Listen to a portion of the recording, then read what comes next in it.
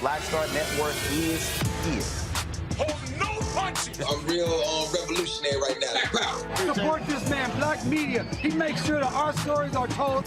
Thank you for being the voice of Black America, Roland. Stay black. I love y'all. All momentum we have now, we have to keep this going. The video looks phenomenal. See, there's a difference between Black Star Network and Black-owned media and something like CNN. You can't be Black-owned media and be scared. It's time to be smart. Bring your eyeballs home.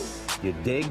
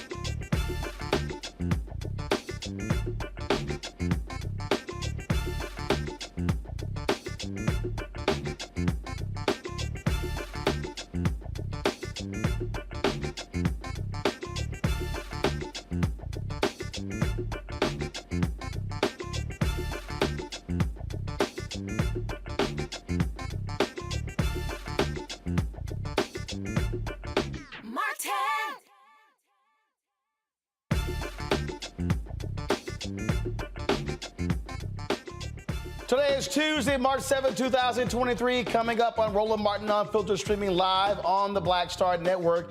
Family members say the 4 Black Americans kidnapped in Mexico crossed the border for one of them to have a medical procedure, a tummy tuck. 2 of them are dead. 2 have been found after the FBI offered $50,000 for their information to where they are. Folks, they went to Matamoros, and this thing ended up deadly. We'll give you more of those details as well. Senate Majority Leader Chuck Schumer blasts Fox News and Tucker Carlson for their outright lies regarding January 6th. We'll play for you what Schumer had to say. He's calling Fox News actions dangerous and unforgivable. They also a trash-ass network.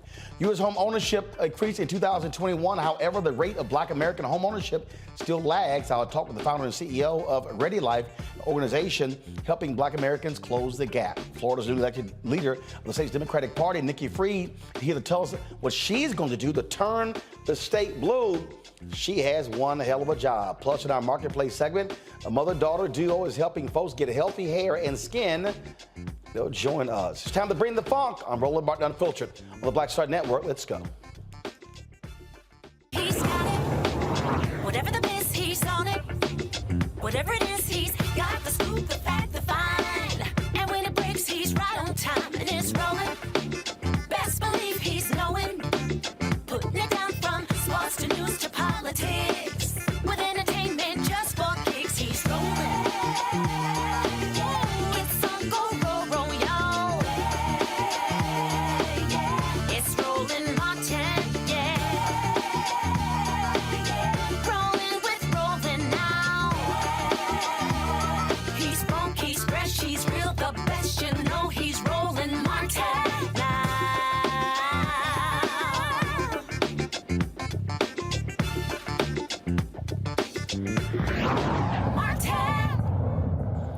Two African Americans in Mexico are dead. Two have been found. One is one of those found injured. They were kidnapped on Friday when they went there to Matamoros, where one of them was trying to get a tummy tuck.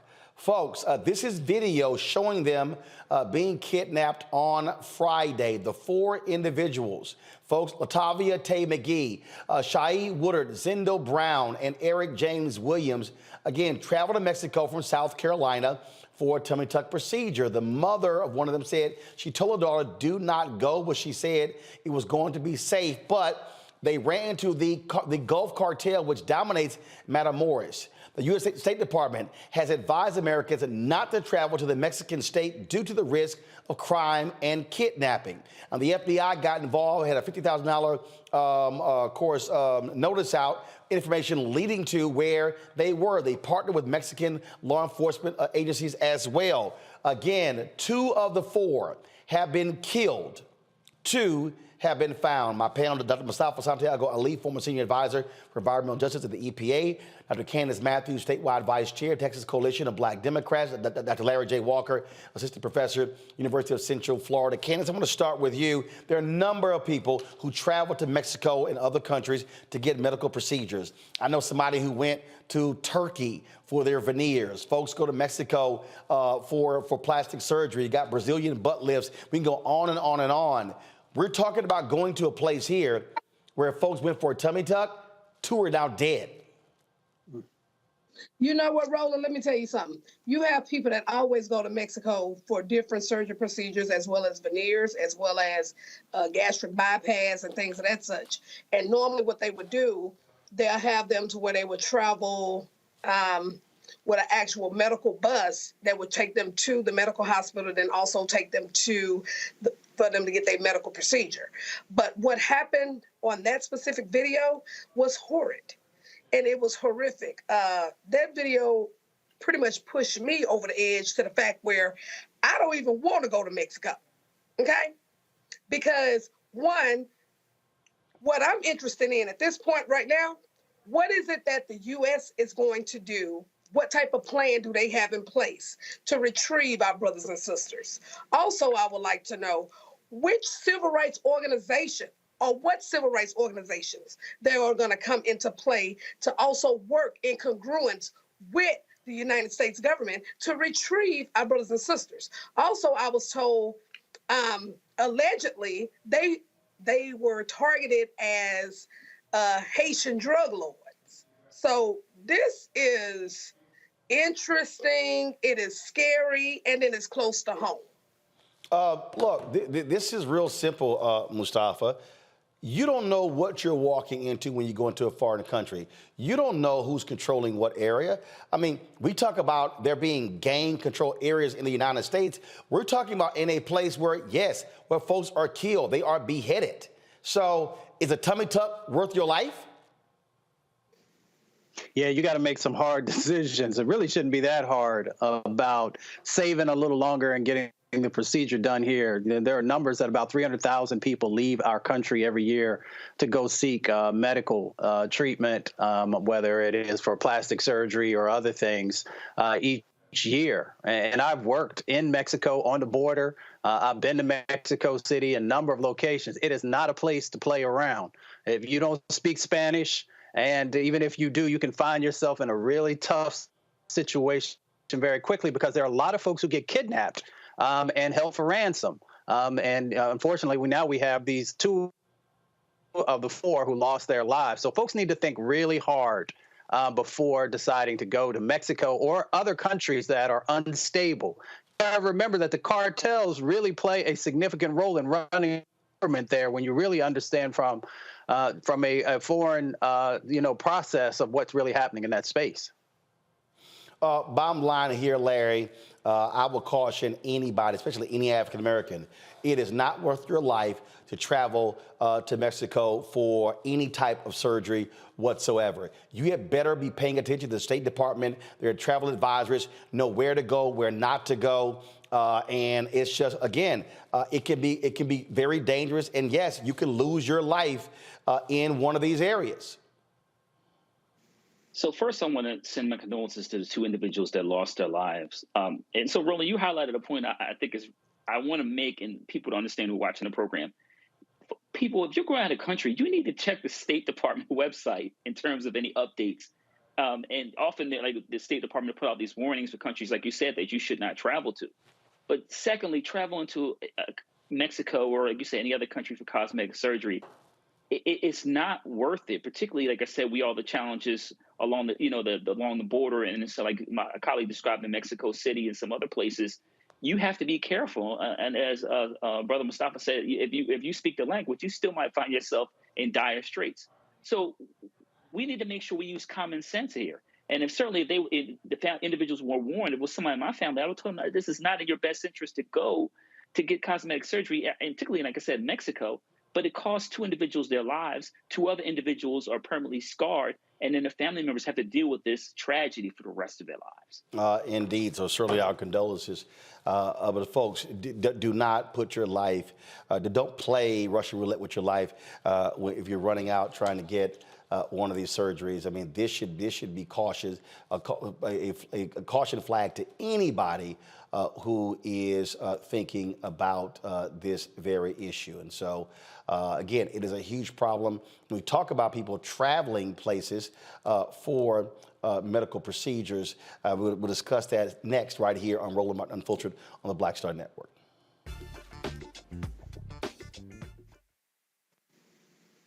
On the next, A Balanced Life with me, Dr. Jackie. Just who do you think you are? And maybe more importantly, who is it that you think you're trying to please? The answer to that second question is really wrapped up in the first. Think about that. Being the true, authentic you, no matter the circumstance. But we learn the art of forgiveness, not only of forgiving one another, but forgiving ourselves.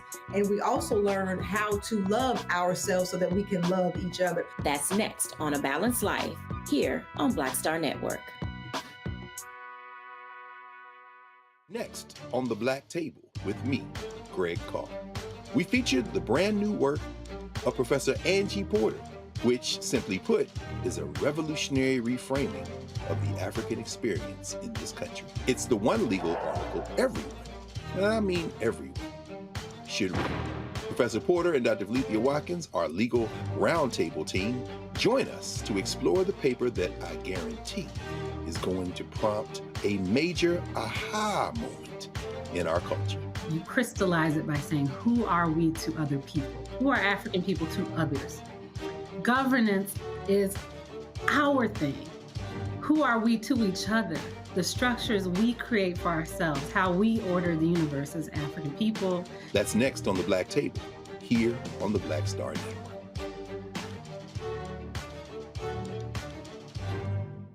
I'm Deborah Owens, America's Wealth Coach, and my new show, Get Wealthy, focuses on the things that your financial advisor and bank isn't telling you, but you absolutely need to know.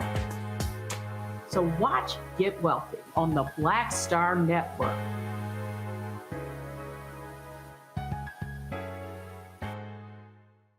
Hi, I'm Gavin Houston. Hi, I'm Carl Payne. Hey, what's up, y'all? It's your boy Jacob Lattimore, and you're now watching Roland Martin right now.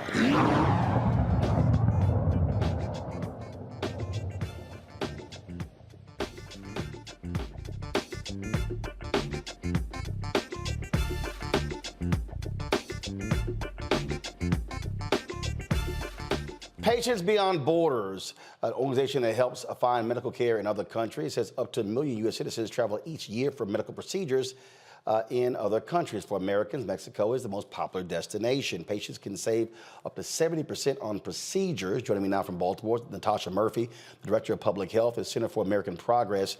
Glad to have you on the show. Really, Natasha, what this points to is a fundamental problem with the American healthcare system when people are forced to travel to other countries to get medical procedures. Yes, and thank you so much for having me, Roland. Truly a pleasure to join you and your viewers tonight. As you mentioned, you have Americans who are traveling in droves to foreign nations to seek healthcare services. And the primary driver behind that is the cost of services here in the U.S. So you have individuals who are uninsured, underinsured, or even those with insurance who know that to seek more affordable care, they have to leave our nation's borders and visit countries like Mexico and Costa Rica to get the healthcare services that they need. And as I say, I mean, we're talking about just all types of procedures, and we're not talking about a place like Canada. I mean, again, I know somebody who went to Turkey for veneers. Yes. And it, like you said, Roland, it is a mix of elective procedures, necessary procedures, as well as some of the cosmetic work. People are willing to travel the hundreds of thousands of miles to seek care that is more affordable because they know that they can't afford it here in the U.S. And so when we talk about, what are some of the other countries we're talking about beyond Mexico? Sure. So one of the most popular destinations, in addition to Mexico, are places like Costa Rica. You also have areas like Thailand and India. And these are some countries that, due to just the dynamics of their healthcare landscape, you know, their governments play a more active role in negotiating prices and negotiating for more affordable elements like prescription drugs. And as a result, their healthcare costs are significantly lower. And that really is enticing Americans to cross borders to seek care. So, from a congressional standpoint, state standpoint, is anyone trying to do anything about this? Because obviously, we've heard these folks two lost their lives. Other people have actually died getting various procedures in other countries because you don't have the same standards that you do here in the United States. Absolutely. Oftentimes, the cost of medical tourism can be your life, which is much higher a price than necessary. And so our lawmakers at the federal and state level do recognize that affordability is a primary concern for their residents and for their voters. And so potentially impactful reforms that have been explored at the federal and state level include policies and bills that would limit surprise medical billing and prevent some of the severe medical debt that we've seen in this country. In addition, there's been a huge push to advance transparency requirements that would inform residents and consumers up front about the costs of their healthcare services before they seek them. And that's been incredibly impactful in just providing people with the information that they need to know ahead of time. And then finally, it is critical that we expand access to affordable and comprehensive health coverage. Individuals should have access to insurance that they can afford and that covers the litany of health services that they need. All right. Natasha Murphy with Center for American Progress. We appreciate it. Thanks a lot. Thank you. Folks, on Friday, President Joe Biden recognized an African-American member of the military whose paperwork had been lost. Well, we know how that goes. In fact, they denied opportunities for many African Americans to receive the nation's highest award. Paris Davis, a retired colonel, United States Army, again was recognized for conspicuous gallantry. This was a ceremony that took place on Friday. My fingers for battle. He is my loving God and my fortress, my stronghold, my deliverer, my shield, in whom I take refuge. Ladies and gentlemen, please join me as we mark this very special occasion in prayer. Almighty God, author of liberty and champion of the oppressed, I praise you for the life, heroic leadership, and distinctive service of your humble servant, Colonel Retired Paris D. Davis. Our Army has always counted on our leaders to be fully committed to our nation's ideals, to our Army values, and to all the soldiers under their command. Colonel Davis is a warrior leader who demonstrated what it looks like under the most challenging of conditions. We are humbled and inspired by Colonel Davis's example.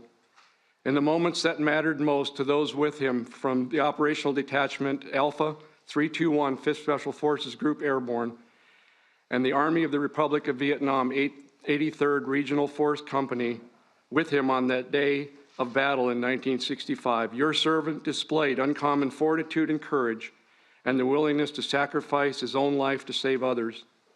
The men under his charge looked to him for leadership, and by your strength, he delivered. As Colonel Davis rightly receives our nation's highest military award for valor in action, for distinguishing himself by acts of gallantry above and beyond the call of duty. I humbly ask that his legacy not be defined by this moment or the receiving of this medal, but may the legacy of this medal and the rich history it bears be further evidenced and enriched by the character, selflessness, and heroism of Colonel Davis. And may his life, which has been marked by a commitment to you and a sacred commitment to all that freedom-loving people cherish and hold dear, serve as a continued beacon of inspiration for all who witness today's activities and learn of his courageous actions under fire.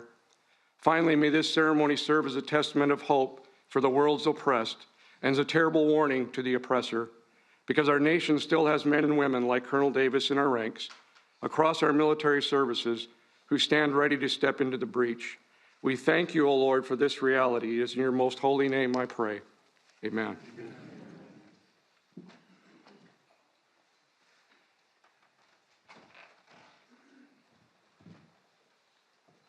Please be seated.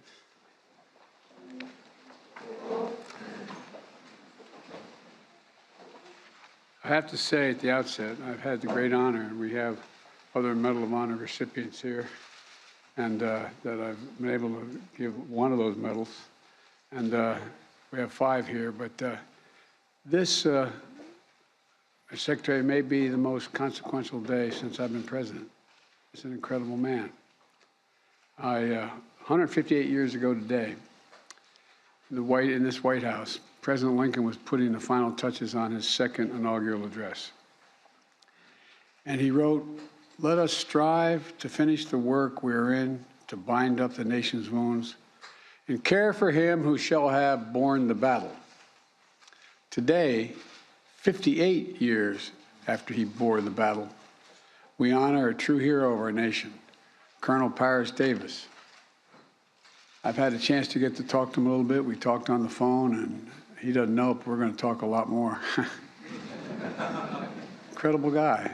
The Medal of Honor, created during Lincoln's presidency, is our country's highest military award, recognizing gallantry above and beyond the call of duty.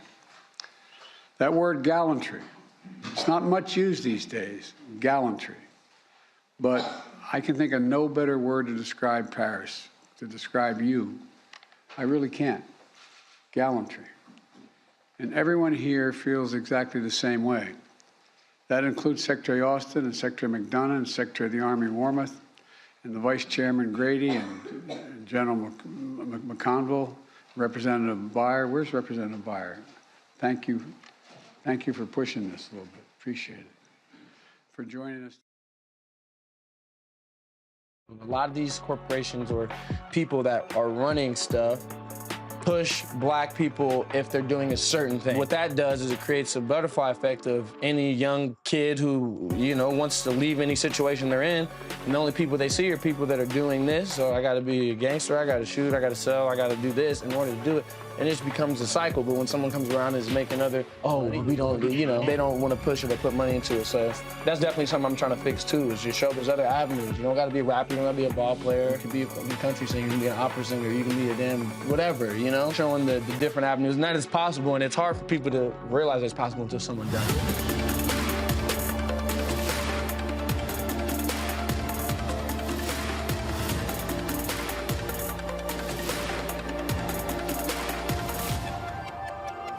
The next Get Wealthy with me, Deborah Owens, America's Wealth Coach. The wealth gap has literally not changed in over 50 years, according to the Federal Reserve. On the next Get Wealthy, I'm excited to chat with Jim Castleberry, CEO of Known Holdings. They have created a platform, an ecosystem to bring resources to Blacks and people of color so they can scale their business. Even though we've had several examples of African Americans and other people of color being able to be successful, we still aren't seeing the mass level of us being lifted up. That's right here on Get Wealthy, only on Black Star Network. Yo, it's your man Dion Cole from Blackish, and you're watching Roland Martin, Unfiltered. Stay woke. today. Now, as many of you know, Paris will be the first to tell you that he hates the word I, that it was his team who served and his team who sacrificed. So today, I'm truly honored to welcome one of those teammates, Ron Dice. Where's Ron? Ron.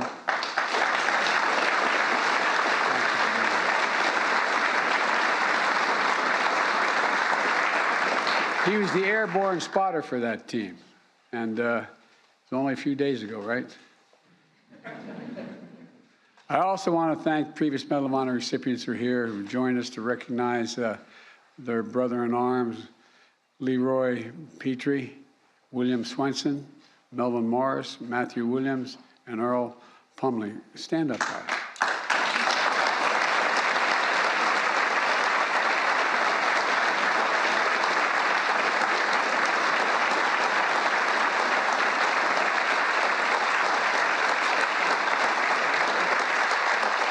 You're looking at courage in the flesh. And finally, Reagan Stephanie Paris, you already know this, but your dad was a hero, but he didn't have to win this medal for you to know that. You knew it all along. You really did, didn't you, when you were kids? You knew growing up. And, you know, and like you, I wish your brother Christopher was still with us to see your dad's finally recognize his story. You know, it's a story that didn't just begin in the Vietnamese village 58 years ago. Instead, picture Paris in 1956, the son of a Midwestern foundry worker, starting his first year at Southern University in the heart of Louisiana. The college football team quickly noticed that Paris had the grit and the guts it needed on the team. So before long, Paris not only joined the team, but he was named All-American before us. He's a very slow learner, this guy. I tell you what, but off the field, Paris saw constant reminders that to many, he was less than an American. And that in the eyes of the law, he was less than a person. Signs on bars that read whites only, seats on buses where were off limits for African Americans, schools, streets, shops divided by segregation. Paris endured all of this and still chose to join his college ROTC unit, volunteering to serve a country that in many places still refused to serve people who looked like him. Right away, it was clear that Paris was a born warrior. He became an Army Ranger. Then he jumped at the chance to join the Green Berets, becoming one of the nation's first black Special Forces officers.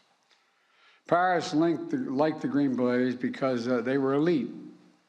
It wasn't just, as Paris once said, Joe here, Joe there. By the way, it didn't offend me you said Joe here, Joe there. You know what I mean? That didn't bother me. But the Green Berets, like our country then, weren't free from discrimination either. People pulled Paris aside to warn him. Are you sure you want to join? There aren't a lot of people like you who look like you in this outfit. Well, remember, this was only 14 years after President Truman desegregated our military. Only 14 years later. But Paris didn't listen to them, and thank God he didn't. Paris helped write the history of our nation, and this year we celebrate the 75th anniversary of our first fully integrated armed forces, and name Paris Davis will still stand alongside the nation's pioneering heroes. You know, in the early hours of June 18th, 1965, and his then Captain Davis, and his team with 3 of the Green Berets were wrapping up a job well done. And together, they just finished a 10-mile march through the night to support a company of South Vietnamese soldiers on their first combat mission, a raid against the Viet Cong, thick in the jungle of Bong Song. The raid was a success. But as the sun began to rise, the men heard that haunting sound ring out. A bugle, a sure sign of a counterattack. Within minutes, the jungle lit up with enemy fire. Hundreds of Viet Cong began to swarm Captain Davis and his team, pinning them down in a rice paddy with no cover. Captain Davis rallied his team to fight back. Getting so close to the enemy, he was battling them hand to hand. Hours, this is the part that stuns me, hours into that fight, Captain suddenly heard a sound worse than the bugle, his teammate crying out for help. His team sergeant had been shot badly in his foot and his leg, trapping him in the middle of the paddy. And it got worse. On the far side of the field, his weapons specialist was stuck in a cesspit after being temporarily knocked out by shrapnel. You know, and even further beyond him was his medic, who had been shot in the head. Captain Davis realized he was the last American standing. Without hesitation, he yelled, "I'm coming for you. I'm coming for you." He called in friendly fire and gave a little bit of cover to run out and rescue his team. On his first attempt to get to Team Sergeant, Captain Davis was shot in the arm and had to turn back. Captain Davis waited for another window and sprinted back out again. But his team sergeant was stuck. Captain Davis couldn't fully break him free before he had to return to cover. He didn't give up, though. That's not the Green Beret way. For his third time, as enemy fire rained down on him, he ran out. Captain Davis freed his team sergeant, threw him over his shoulder, and started carrying up the hill to safety. Captain Davis got about halfway up the hill before a bullet pierced his leg. Then, in front of him, another Green Beret sergeant who had just arrived to the battle to reinforce the team was shot in the chest and now needed to be rescued as well. Captain Davis limped up the hill with his team sergeant on his shoulder. He'd been fighting for around 10 hours, but Captain Davis didn't hesitate. He went back down the hill to retrieve the reinforcement who had been just shot in the chest, all 240 pounds of him. Next, Captain Davis ran to his weapons specialist, who was struck in that cesspit. Viet Cong fighters continued to spray gunfire across the field as Captain Davis threw his teammate a rope, pulled him out, and began to haul him up the hill as well. But this time, by this time, the rescue helicopter had landed. Captain Davis' commander gave him a direct order: "Get on board." Davis' response was just as direct. "Sir," he said, "I'm just not going to leave.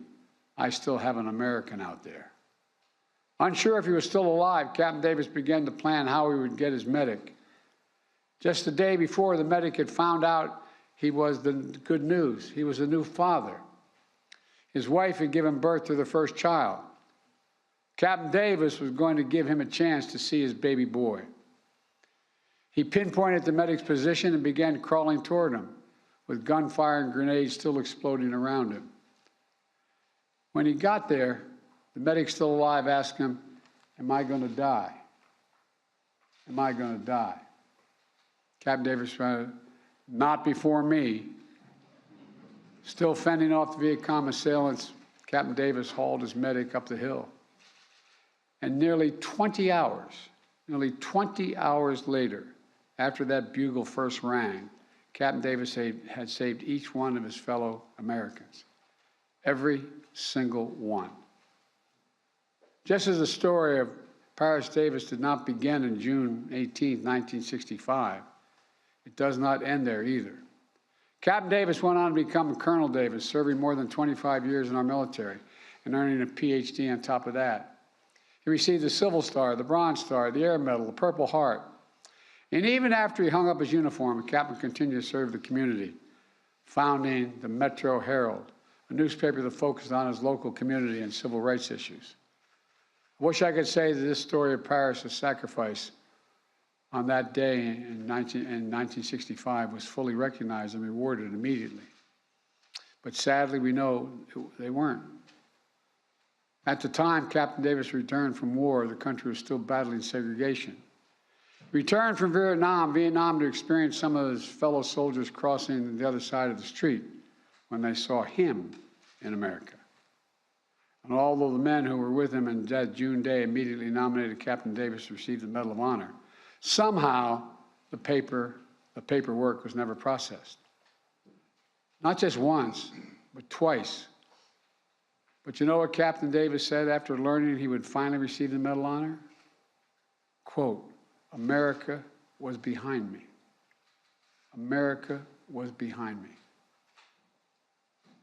He never lost faith, which I find astounding.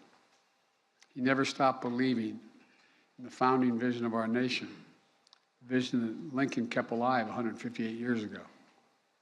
and a vision Paris fought to defend 58 years ago. This vision for a more perfect union, one where all women and men are created equal.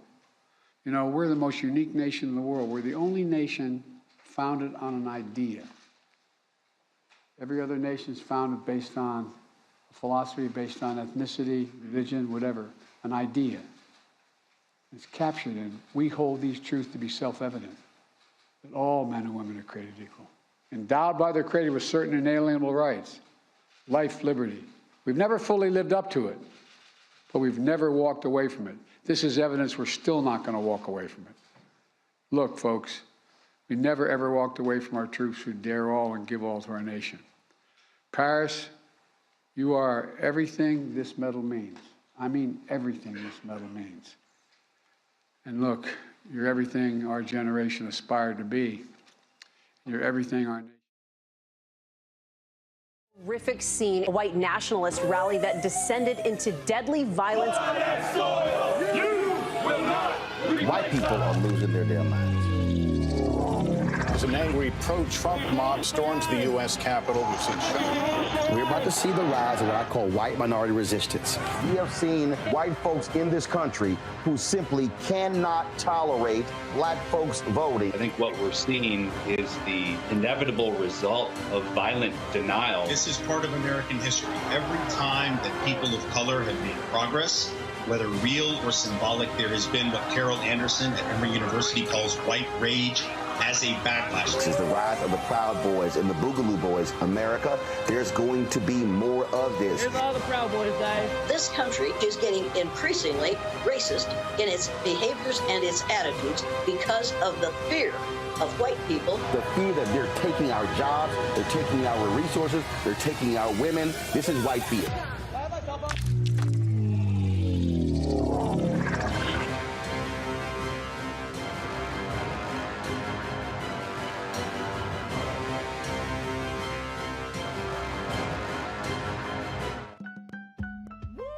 We're all impacted by the culture, whether we know it or not. From politics to music and entertainment, it's a huge part of our lives, and we're going to talk about it every day right here on The Culture with me, Faraji Muhammad, only on the Black Star Network.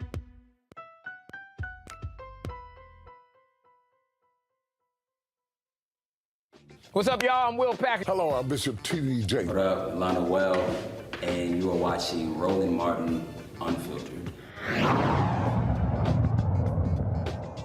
Best. Brave and big-hearted, determined and devoted, selfless and steadfast. American. American. And now, at long last, it's my great honor to ask Lieutenant Colonel Rowe to read the citation.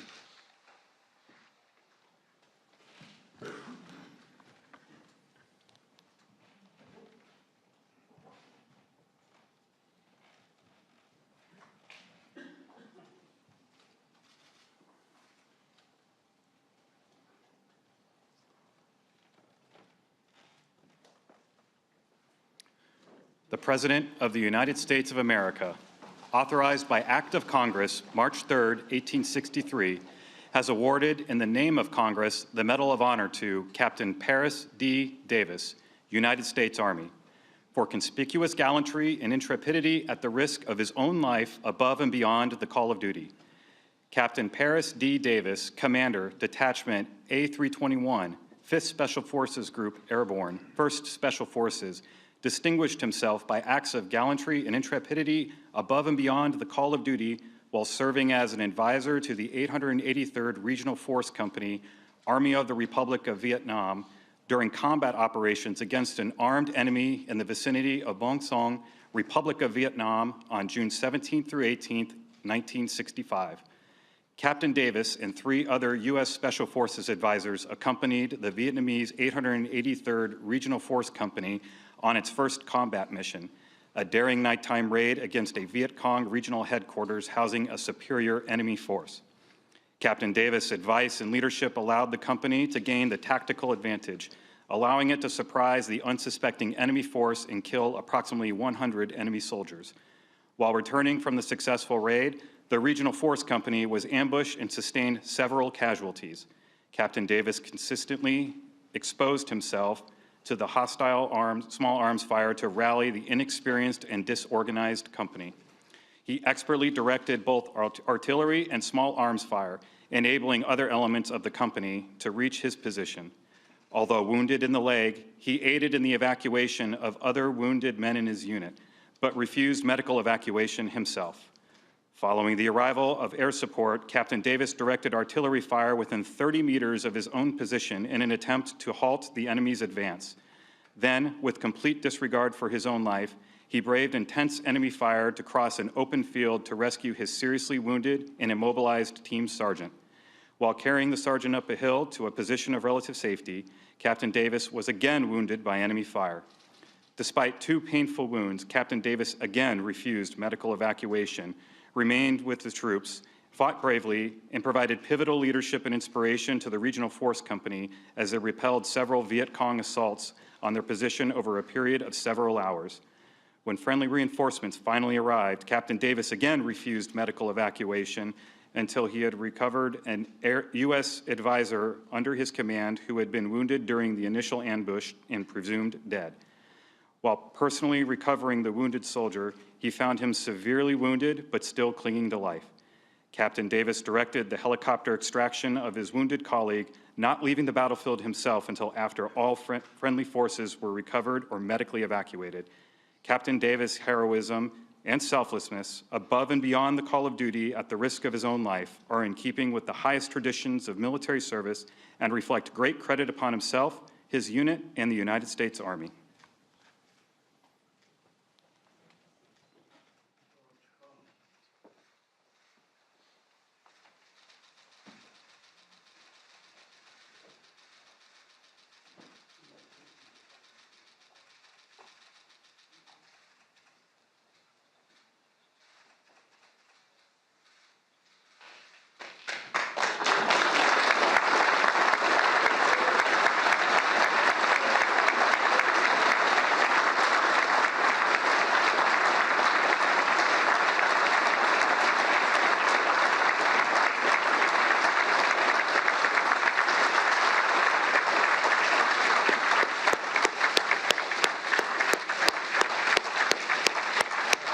Mustafa wanted to show that full ceremony not only because he is our Alpha Phi Alpha fraternity brother, but also because, look at this, go to my iPad, please.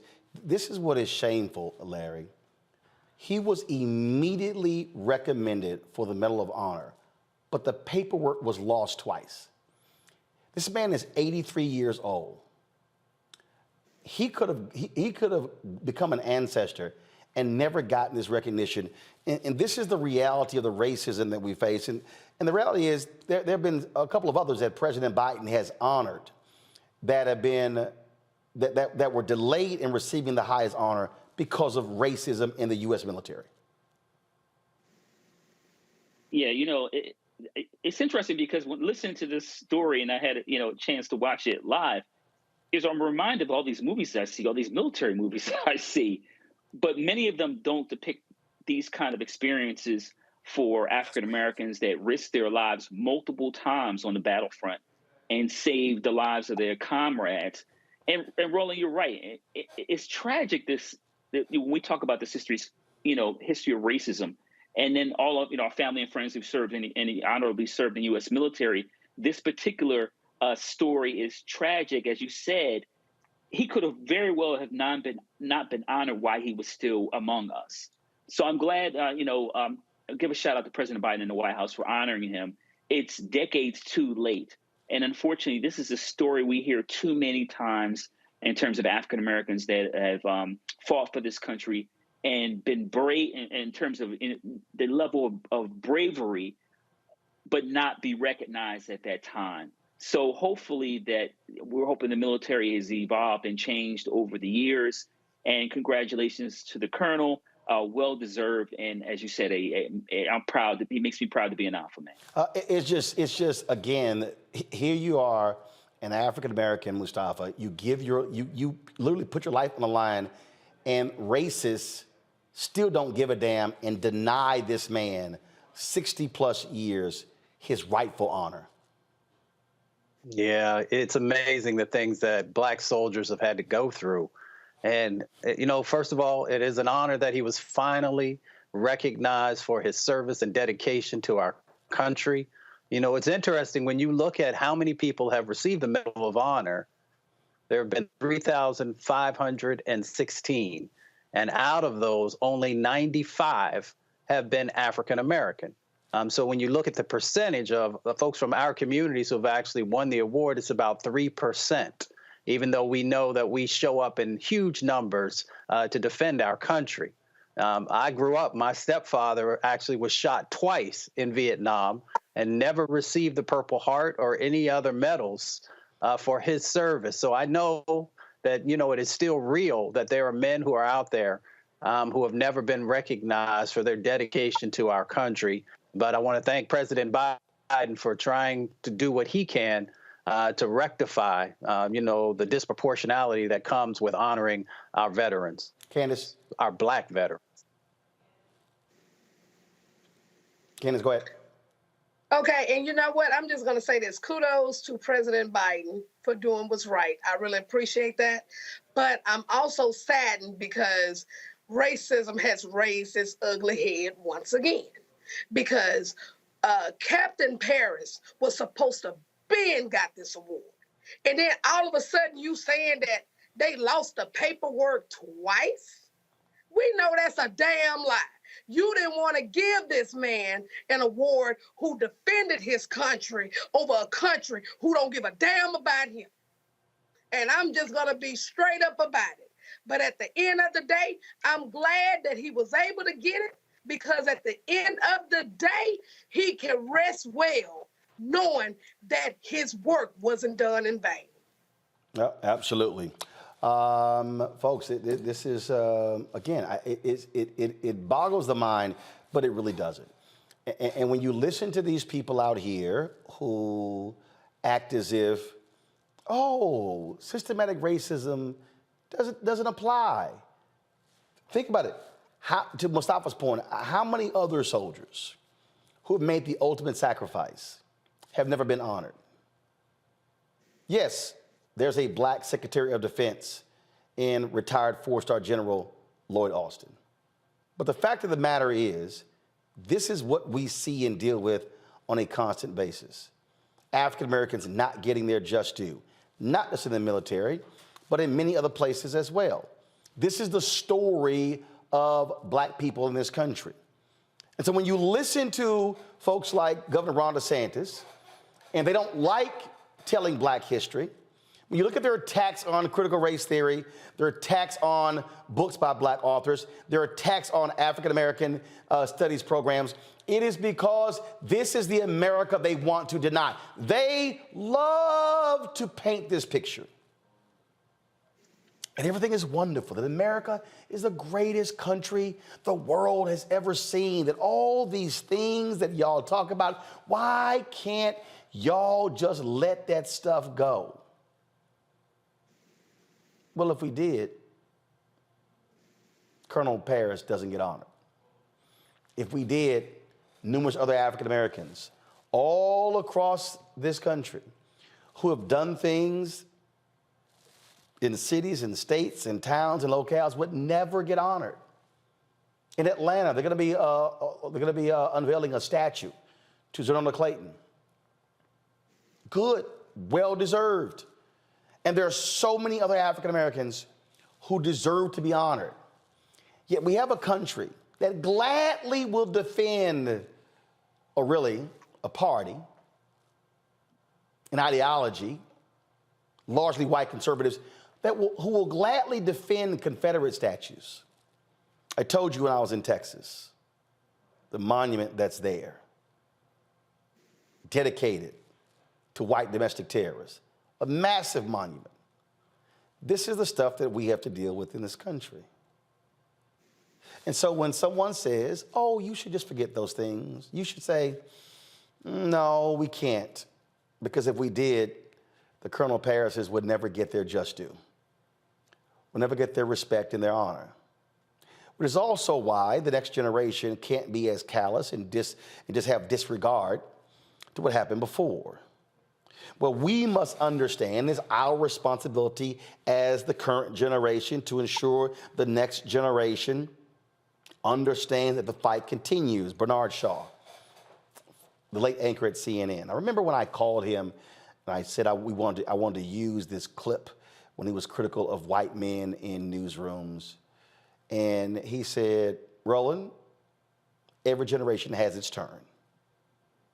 It's now your turn.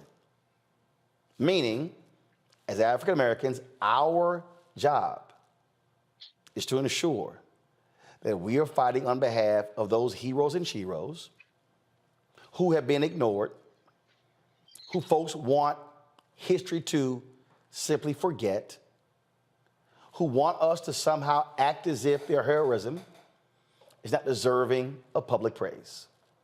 It is our job, and we must continue to fight for them every step of the way. And so if you're sitting there watching and you say, this is performative, this doesn't impact us whatsoever, tell that to the families of the men that he saved. Tell that to his family, because now his children's children's children will be able to say that our father, our great-grandfather, our great-great-grandfather, our great-great-grandfather was honored with the nation's highest honor, that in the face of racism and bigotry, he still cared enough about his fellow soldier. That is the story of black people in America. And yes, black history is American history, whether the racists today want to admit it or not. Folks, be sure to download the Black Star Network app, Apple phone, Android phone, Apple TV, Android TV, Roku, Amazon Fire TV, Xbox One, Samsung Smart TV. Also, support us in what we do. Your dollars make it possible for us to do this show every single day. And trust me, it is not a cheap endeavor when it comes to the studio and when it comes to the staff. Our studio alone costs $15,500 a month. When it comes to our staff, you may think these costs are no big deal, but trust me, when we spend more than $3,000 a month, even on fiber optic lines to be able to broadcast this show, that's what it takes. Our monthly expenses are about $185,000. And so when you see this show, when you see the Black Star Network, that's what it costs. So your dollars matter. Send your checking money orders to P.O. Box 57196, Washington, D.C. 20037-0196. Cash App, $RM Unfiltered. PayPal, R Martin Unfiltered. Venmo, RM Unfiltered. Zelle, Roland at RolandSMartin.com.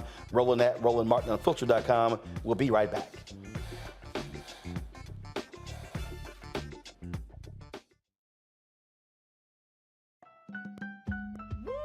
We're all impacted by the culture, whether we know it or not. From politics to music and entertainment, it's a huge part of our lives, and we're going to talk about it every day right here on The Culture with me, Faraji Muhammad, only on the Black Star Network. Pull up a chair, take your seat. The Black Tape with me, Dr. Greg Carr, here on the Black Star Network. Every week, we'll take a deeper dive into the world we're living in.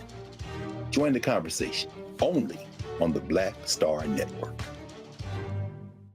When you talk about blackness and what happens in black culture, we're about covering these things that matter to us, speaking to our issues and concerns. This is a genuine people-powered movement. There's a lot of stuff that we're not getting. You get it, and you spread the word. We wish to plead our own cause. Too long have others spoken for us. We cannot tell our own story if we can't pay for it. This is about covering us. Invest in black-owned media. Your dollars matter. We don't have to keep asking them to cover our stuff. So please support us in what we do, folks. We want to hit 2,000 people, $50 this month, raise $100,000. We're behind $100,000, so we want to hit that. Y'all money makes this possible. Check some money orders. Go to P.O. Box 57196, Washington, D.C. 20037-0196. The Cash App is $RM Unfiltered. PayPal is R Martin Unfiltered. Venmo is RM Unfiltered. Zelle is Roland at RolandSMartin.com. This is Judge Mathis. What's going on, everybody? It's your boy, Mac Wiles, and you are watching Roland Martin Unfiltered.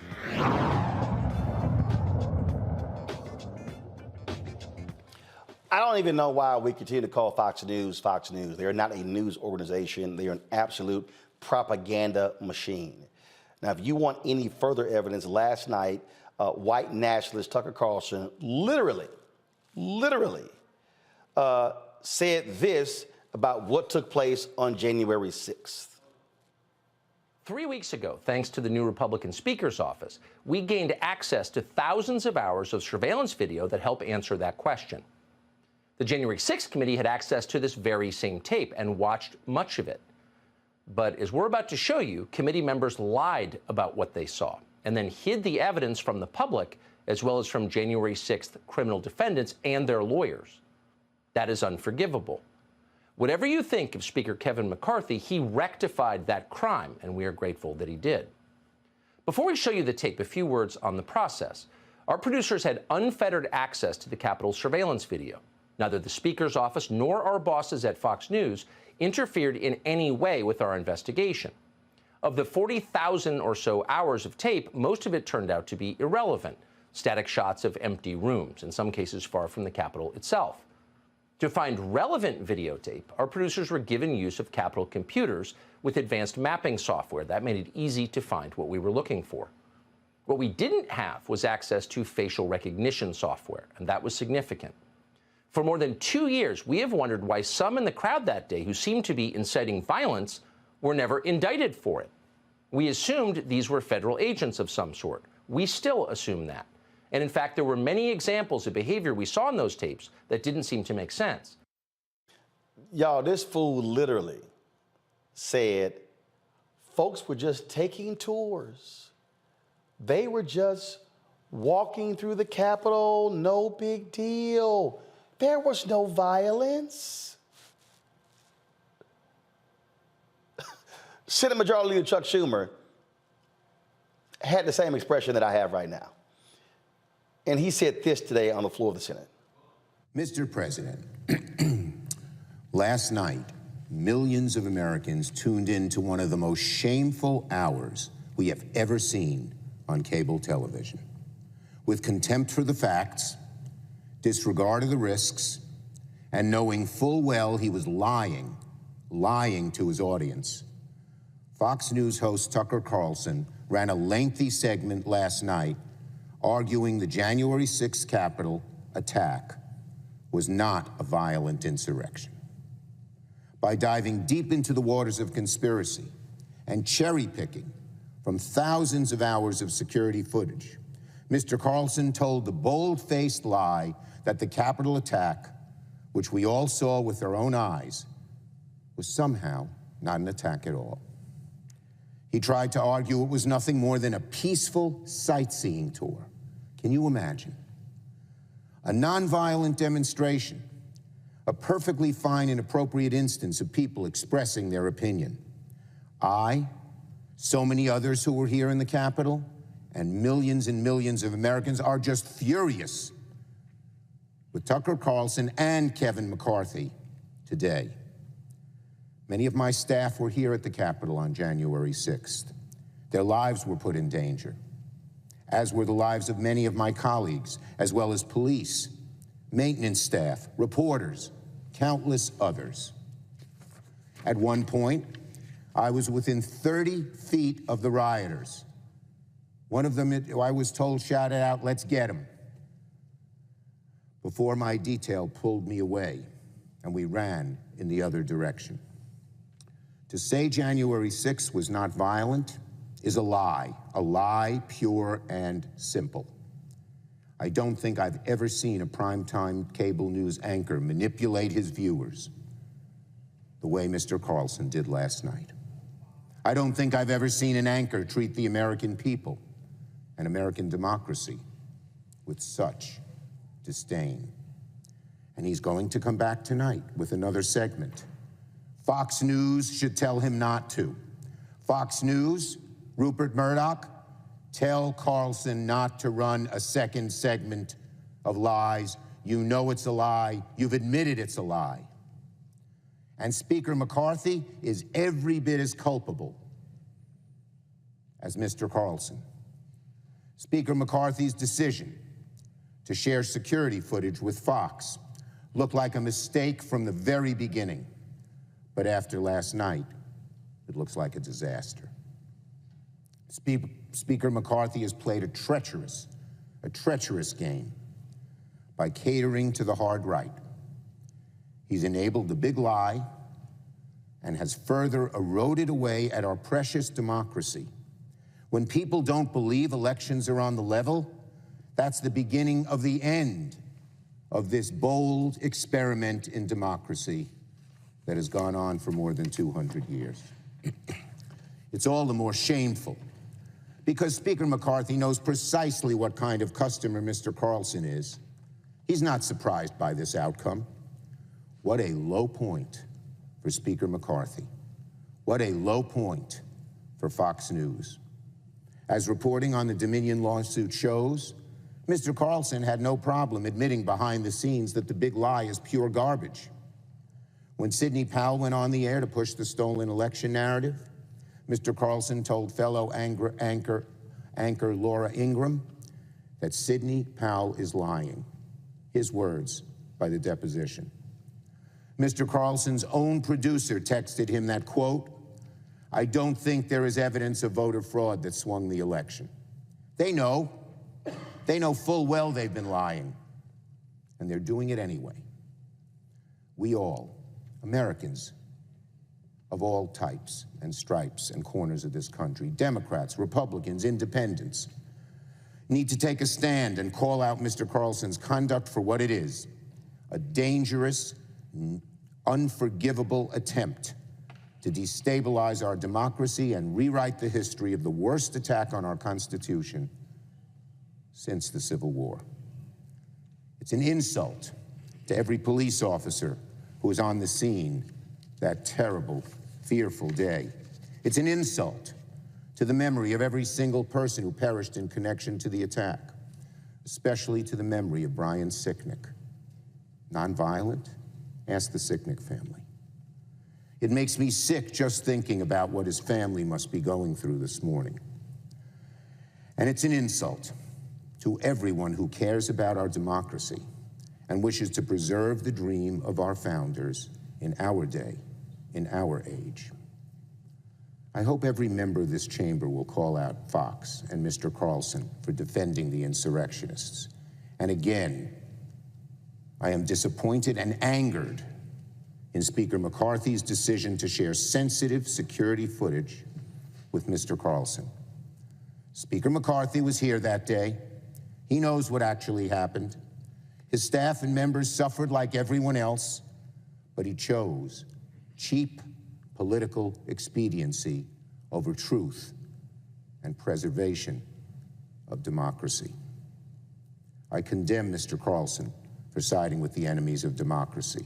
I strongly condemn Speaker McCarthy's actions and fiercely oppose his decision to share this footage with Carlson. I urge Fox News to order Carlson to cease propagating the big lie on his network and to level with their viewers about the truth behind the efforts to mislead the public. Conduct like theirs is just asking for another January 6th to happen. Bottom line here, Mustafa, we are dealing with a shameful organization that purposely lies to people. Shame on Rupert Murdoch, shame on Fox News CEO Suzanne Scott, and every single one of the executives. We now know they were afraid of their audience for telling the truth and calling Arizona for Joe Biden. These people are despicable, and you have no leadership to let this man, Tucker Carlson, go on a show and lie. Let me tell you something right now. I got 5 shows on the Black Star Network. If any host of mine on the Black Star Network did a show and purposely lied, I would tell them, you're either going to apologize or you're fired.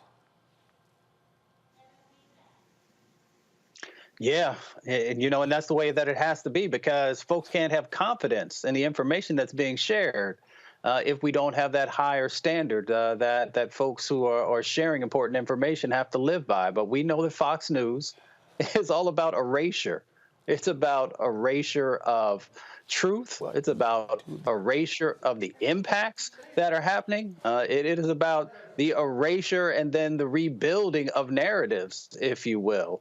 And we know that Tucker Carlson right now is doing a CYA set of actions, because both Fox News and himself know that they're in trouble with the Dominion case that's currently going on. So we understand these dynamics, but we also got to ask the question, where's the FCC and where are others in pushing more accountability? Well, first of all, the FCC has no jurisdiction here because this is a cable network. They only regulate broadcast.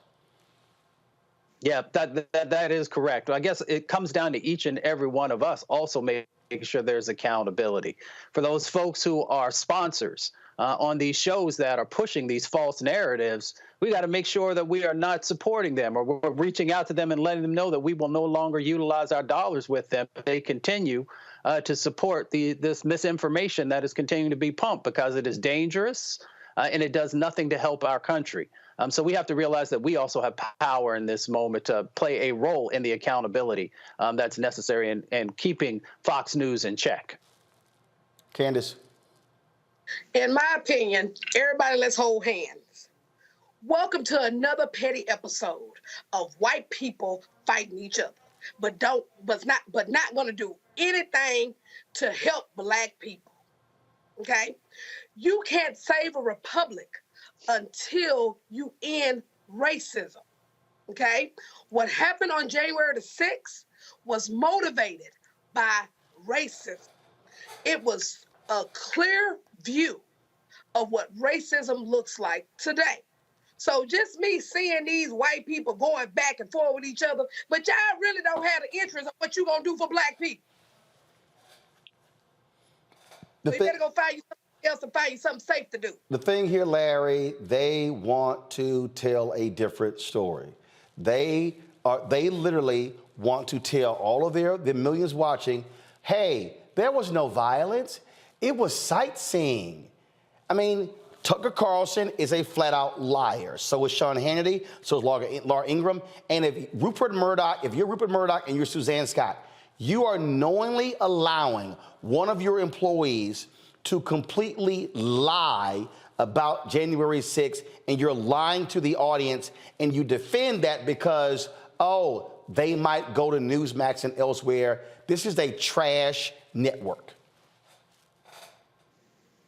So this conversation about, what happened January 6th reminds me, it kind of parallels the same folks who believe the Confederacy was about states' rights, but states' rights to do what?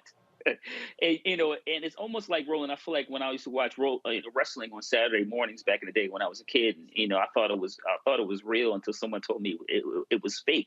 This weird idea about what is reality and what is not is always so strange for me when it comes to Fox News. But they give folks spoon-feed the information based on their beliefs they already have. Fox News will continue to tell these lies. We will continue to have problems when it comes to democracy if we don't put it to an end. Now, I know we've talked, people talk a lot about this lawsuit with Dominion, but the fact of the matter is that Fox has made billions of dollars off of all these fabrications, these blatant lies. But once again, what does it cost? The cost is our own democracy. And sharing this footage also puts many members of Congress in danger because it also, so this is a really tragic time in our country's history. The last thing I want to add, Roland, is as a former congressional staffer with my boss, I've walked with him with a badge on and tried to get to the U.S. Capitol and have Capitol police officers stop me. So we saw on January 6th what happened in terms of how they pulled back and let a lot of folks were able to get in the building, fight their way into the building. But the idea of that, how in terms of a country, we just allow folks to get away with this and some people in this country not willing to do anything about it is tragic. And once you say we never put Fox News, we have to put this to an end. At the end of the day, folks, this is a lying network. They don't believe in truth. They don't believe in honesty. They will allow their people to go on the air, purposely lie in order to keep making money. when y'all see people come on this show, people like, oh my God, Roland, you were too tough on Philip. You were too tough on the sister who was pro-life. This is very simple. I do not allow people to come on this show and lie. And if you lie, Republican, Democrat, black, white, don't matter, I'm gonna stop you, I'm gonna check you, and I'm gonna gut you. Because what I cannot allow is for my audience, this is when you have respect for the audience. I cannot allow any person watching or listening to this show to hear something and go, well, Roland never said anything. He didn't push back, so therefore it must be true. In the case of Fox, and I'm not gonna call them Fox News, in the case of Fox, Suzanne Scott, the CEO, Rupert Murdoch, Lachlan Murdoch, his son, they are purposely allowing their on-air talent to go on the air and lie to the public, to knowingly lie. They are sanctioning it because they want to keep making money. They do not want to lose conservative viewers to Newsmax or One American News or the rest of these other conservative outlets. When you sacrifice the truth, how dare you challenge anybody else when it comes to being honest and having integrity? Fox News has literally no integrity, no morals, no values, no conviction. All they care about is money. And we must call it for what it is. Gotta go to break. We come back, we'll talk black home ownership and what is being done to close the gap. We've never had black home ownership above 50%. My next guests believe they can help make that happen. You're watching Roland Martin Unfiltered on the Black Star Network. Back in a moment. A lot of these corporations or people that are running stuff push black people if they're doing a certain thing. What that does is it creates a butterfly effect of any young kid who, wants to leave any situation they're in, and the only people they see are people that are doing this. So I gotta be a gangster, I gotta shoot, I gotta sell, I gotta do this in order to do it. And it just becomes a cycle. But when someone comes around and is making we don't, they don't want to push it or put money into it. So that's definitely something I'm trying to fix too, is just show there's other avenues. You don't gotta be a rapper, you don't gotta be a ball player, you can be a country singer, you can be an opera singer, you can be a damn whatever, showing the different avenues. And that is possible, and it's hard for people to realize it's possible until someone does it.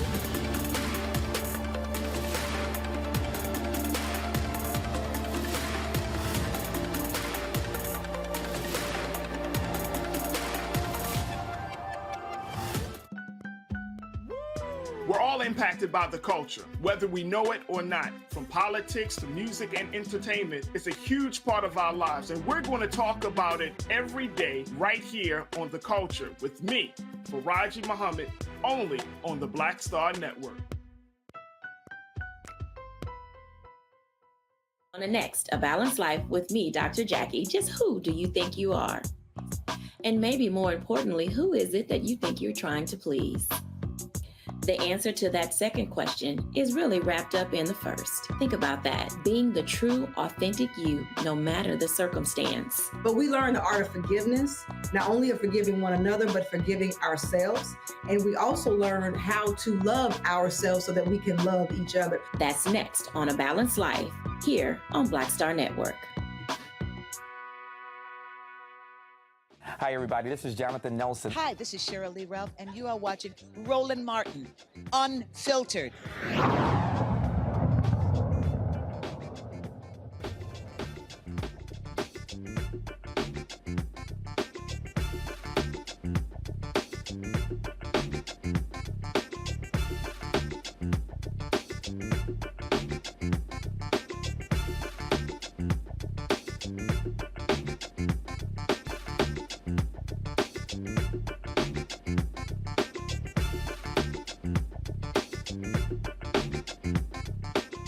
Folks, the black-white home ownership rate in this country is at its widest gap in more than a decade. The national rate for home ownership is 65.5% for African Americans. It is 44%. It has never actually exceeded 50%, and we've seen what has happened since the Fair Housing Act of 1968. That number's actually dropped at one point to almost 40%.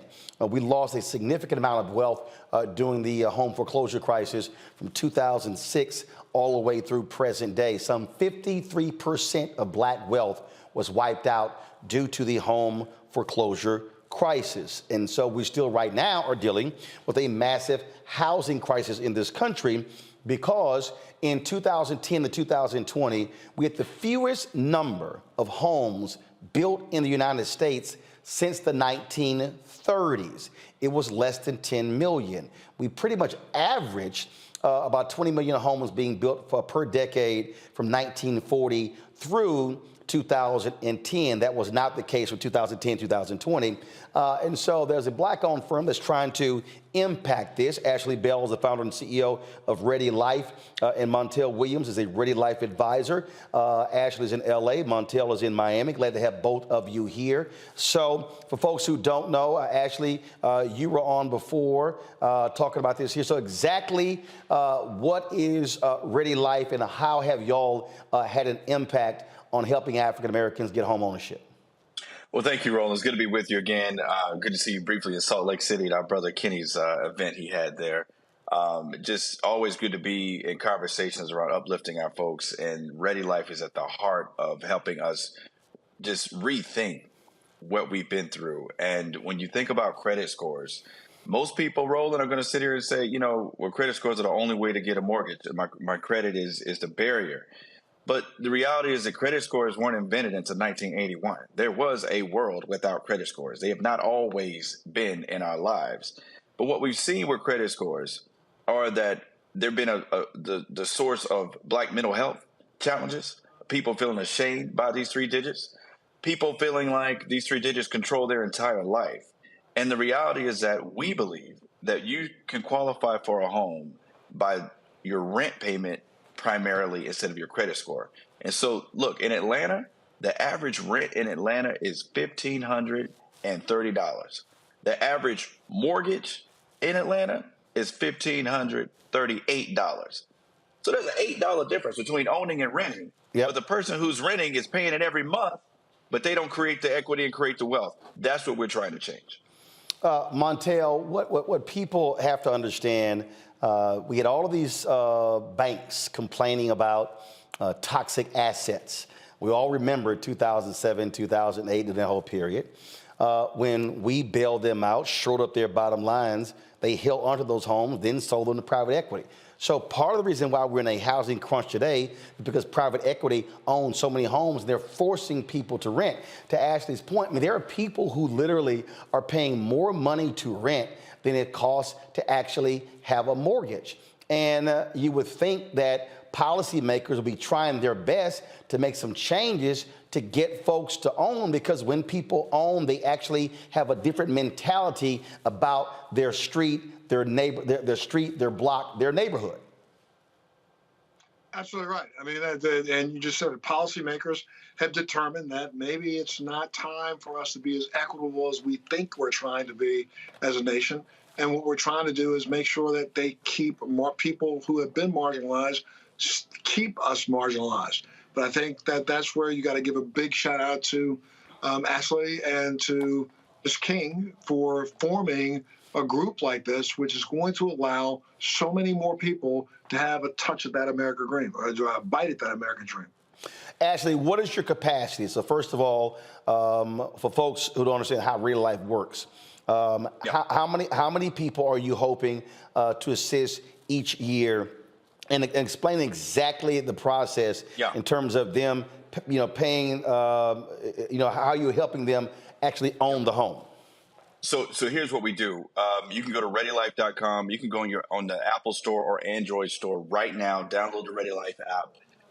Our goal is to be where you bank with us. And so we underwrite you based off of data of how you spend. So take your credit score and replace that with, you're buying gas, buying groceries, but most importantly, buying rent. How you manage cash flow is more important. If you pay your rent on time, you should be able to own a home. If your mortgage payment is equal to or less than your rent payment, we believe that you have the credit necessary to own a home. So we see you paying it because you do it through our app. You bank with us. We take that data, and then ultimately we'll be able to fund your mortgage between 6 and 9 months of data. Now, for people with bad credit, it's too many people paying these companies $59.99 a month to do credit repair and get stuff removed off your credit report. We don't cost you anything.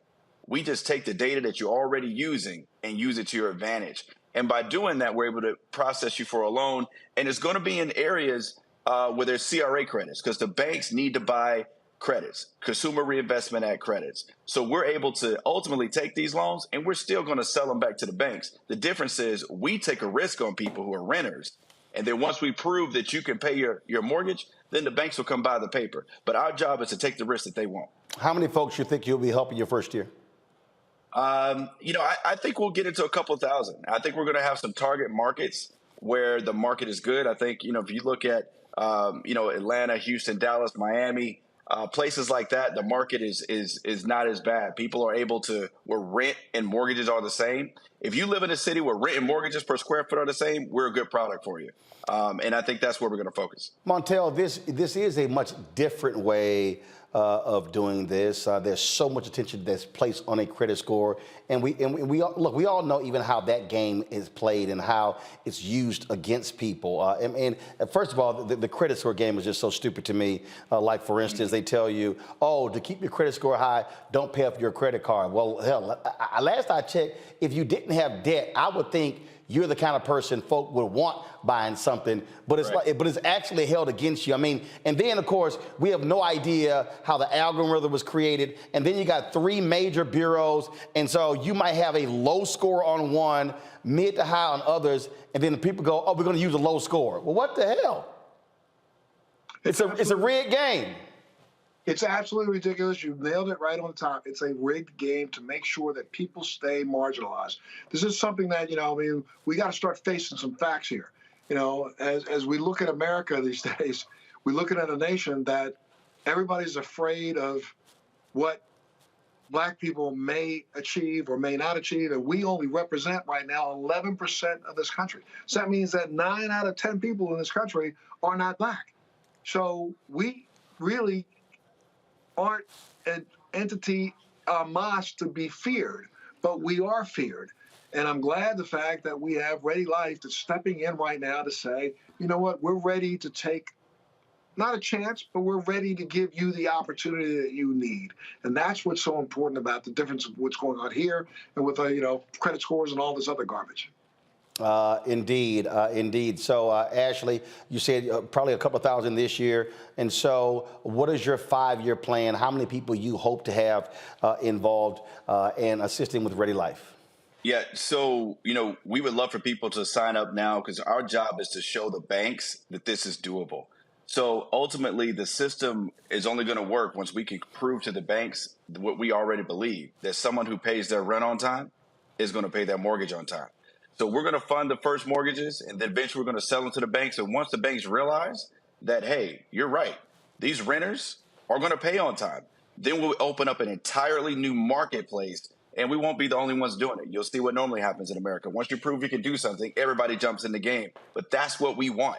I want to have the competition. I want more people out here offering credit scoreless mortgages, because to your point, the average age of the first Black homeowner is 48 years old in this country. You're 48 years old before you buy your first home if you're Black in America. You sign a 30-year mortgage, but you die at 75, which means that your mortgage is still due and you still owe debt by the time you die at 75. We're trying to take that down a decade. So not only do we want to get mortgages out the door, we want to make the mortgage borrower younger. So if you're out there right now, you got a college student who's paying rent, they should be paying it through Ready, because the moment they get out of college and they get their first job, they can own a home at 28 instead of 48. That is how you create wealth. Get that starter home, sell it, roll it into another home. So about 48, they're sitting on hundreds of thousands of dollars of equity so they can start a business, take care of their family, do whatever they need to do to take care of mom and dad. That can't happen if you're not buying a home until 48. We got to get the age younger. Share it with your college students, with your young people.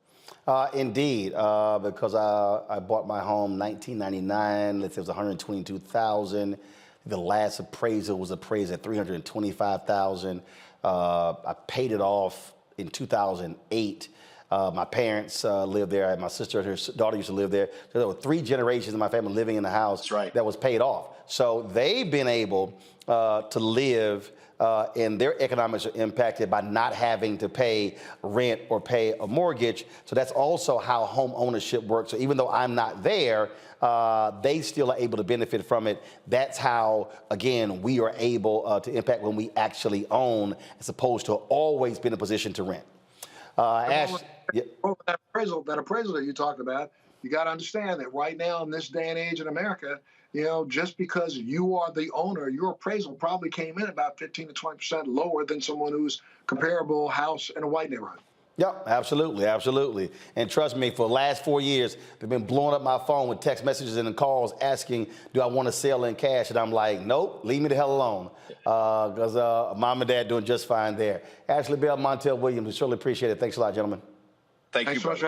All right, got to go to break. We'll be back. Roland Martin Unfiltered on the Black Star Network. YouTube, folks, hit that like button. We should easily be over 1,000 likes. Share button on Facebook. Same thing on our Black Star Network app. And don't forget, download our app. We're trying to get to 100,000 downloads real fast, folks. We've crossed the 1 million threshold on YouTube. Let's have 1 million downloads of the Black Star Network app.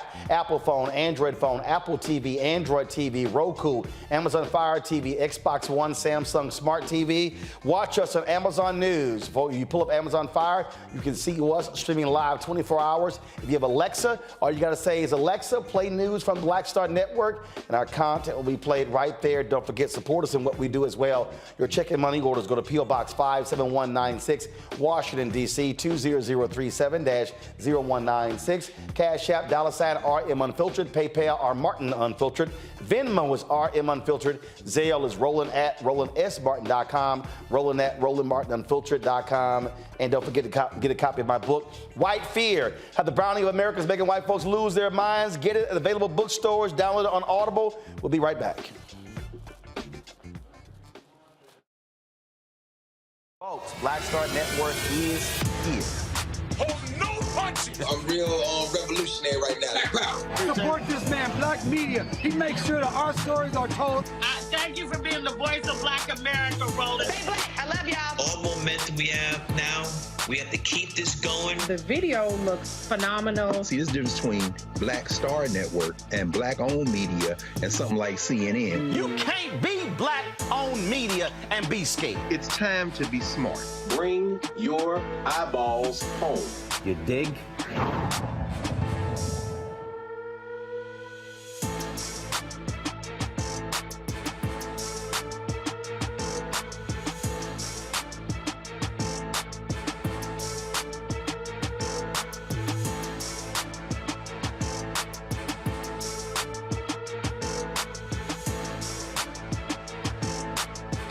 On the next Get Wealthy with me, Deborah Owens, America's Wealth Coach, the wealth gap has literally not changed in over 50 years, according to the Federal Reserve. On the next Get Wealthy, I'm excited to chat with Jim Castleberry, CEO of Known Holdings.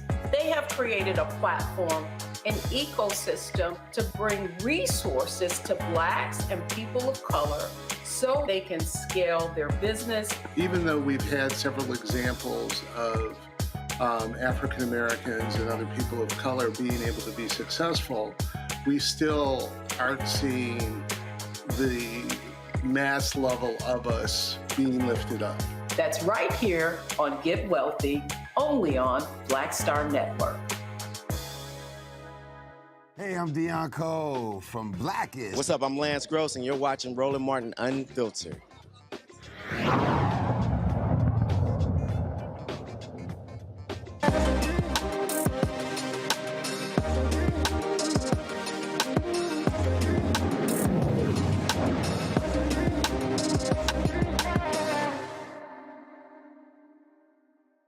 Caused her hair loss. Ogunde spent months testing a variety of oils, butters, and creams to Eloria and her mother, Eugenia, to help Eloria's hair grow back. After finding nothing that worked, the teen entrepreneur and mother created a line of products to help other Black girls and women maintain their hair while undergoing chemotherapy and other treatments. The duo then soon launched Elora Beauty. Elora and Eugenia join us now from Calgary, Alberta, Canada. Glad to have both of you on the show. And so walk us through this process. I mean, it's always interesting when you start doing something on your own, when you can't find what's out there in the marketplace. And so just what was that process like for you? Oh, sorry. Hi, Roland. This is my first time doing this, so I'm a little bit nervous. But don't worry about it. Just take your time. We'll walk you through it. It's all good. Okay, so when you're talking about what was the process like, do you mean with the disease itself, or no? In terms of y'all just deciding, like, whose idea was to say, hey, all right, let's do our own hair care product company, and then how did you start putting together, start making calls, and going through all of the machinations to build a business? So that will be me, Roland. Hi. So when Eliora lost her hair, we tried products out there to kind of help with the growth. But at the time, Eliora was 8 and she had been out of school for about a couple of months. So she was nervous going back to school without any hair, and we're kind of desperate to find something that would work quickly. So I just started to experiment with, oils and butters that we had at home. And they started working. The hair started growing out thicker and, healthier with more density. And then, a couple of friends who knew what the process was when she lost her hair started asking about it. So we spent a whole year, giving it out to friends and families just to see if the result would be the same. And by the second year, we decided to have an official launch. And at that time, I was still making it at home, small scale. But now we've kind of grown it to, having a co-packer down in Quebec, handling all the production. And, that's where we are now. So for both of you, did you have any experience in running a business and working in a hair care business prior to this? I do have another business, a cookie business, but with a hair care, no. It was just born out of a need, I would say. We needed something, and that was how we started, really. And so now how do y'all divvy up duties? Who does what? She tries to, I do all the formulation and dealing with the chemist and dealing with the lab. So she handles the social media. Market it and stuff like that, making videos to post. Yeah. All right, so how do y'all settle disagreements? Sounds like there are at times disagreements. Yeah, just mother telling daughter what to do, I guess. Come on now, okay, first of all, what are y'all titles? Are you co-CEOs? How do y'all work that out? Yes, co-founders, both of us co-founders, yeah. So she goes to all the, vendor events, and she gets to talk to people, and I kind of handle the more intense consultation, telling people how to take care of their hair, basically. So she handles she's the face. So she's prettier than I am, so she's the face. All right, so when y'all having disagreements and you disagree with Mama, how do you handle that? We pull that in. Go ahead. That's when Dad comes in. I think the only disagreement we've had, really, or we have, is just time management. Yeah. She gets tired sometimes of going for trade shows and having to sit all day and talk to people. Yeah, and then I go, well, it says Eliora Beauty, not Eugenia Beauty, so you have to be there. I think it's just like balancing between being able to market the product and then also with other stuff I have going on, like school or just extracurriculars. So sometimes there isn't there aren't enough videos to post on the Instagram. So media, that's kind of where we start to have an argument about need to do more videos and stuff like this. How old are you? I'm 15. Okay, you're 15. And so when your mom is arguing with you, not enough videos, do you say, well, why don't you go shoot some videos then? Usually I say that my sister can help shoot videos because she really likes to make videos too. She's learned how to do it now. So usually that's I'm like, well, Ketro can also make some videos. So that's usually how it goes. But then she's like, but you're the face of the brand and stuff like that. So it's kind of like a back and forth. Yeah.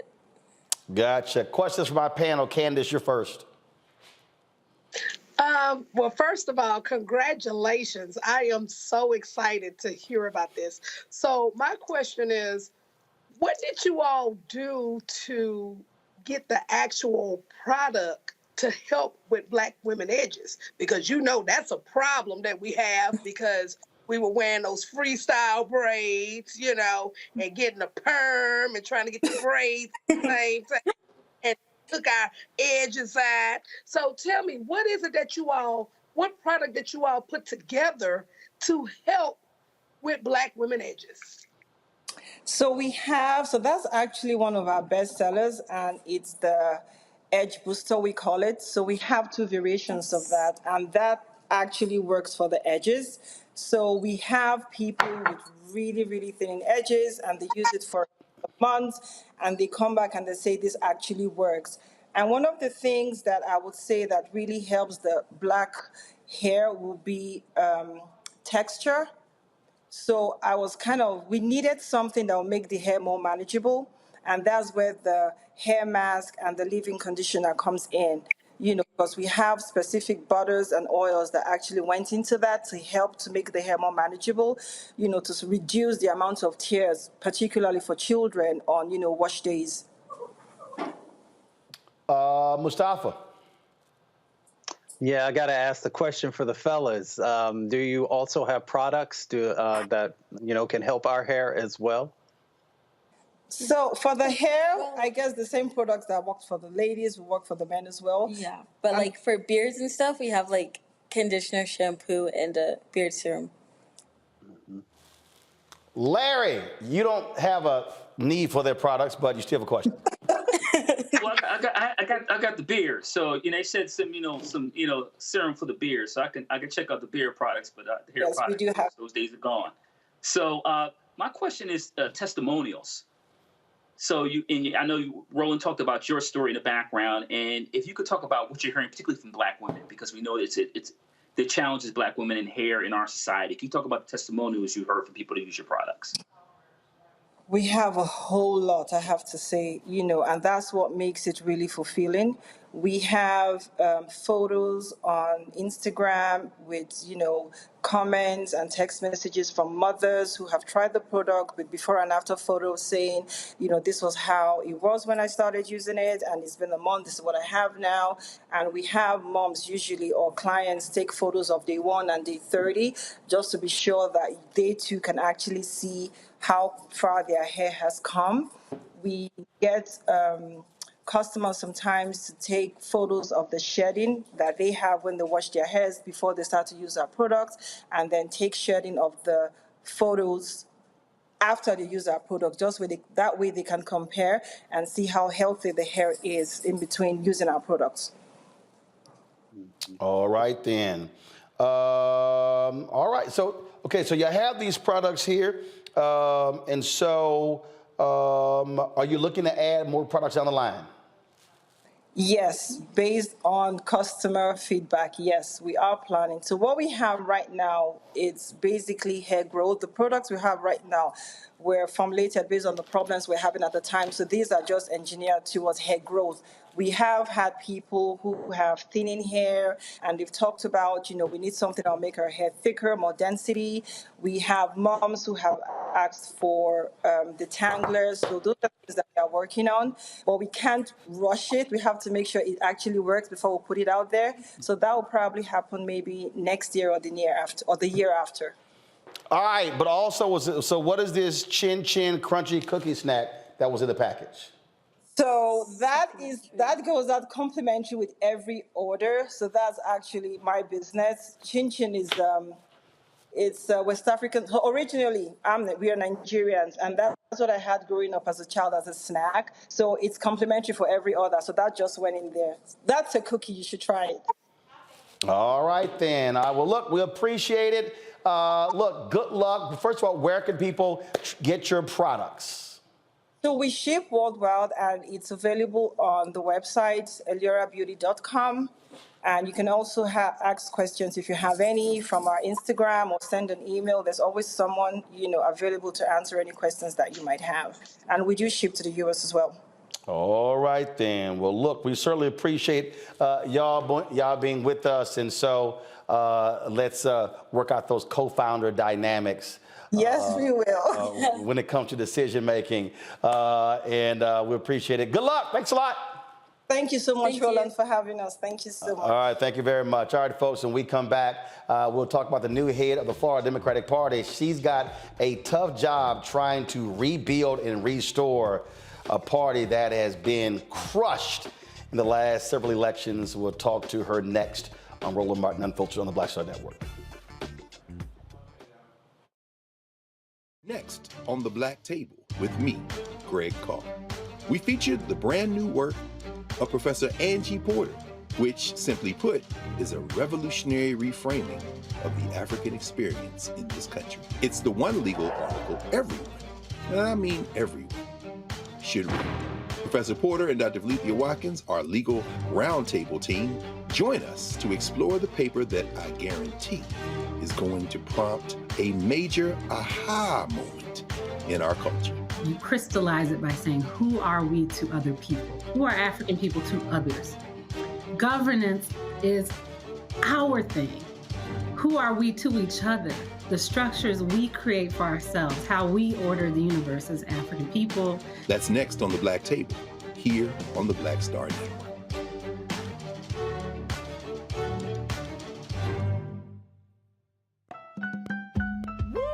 We're all impacted by the culture, whether we know it or not. From politics to music and entertainment, it's a huge part of our lives, and we're going to talk about it every day right here on The Culture with me, Faraji Muhammad, only on the Black Star Network.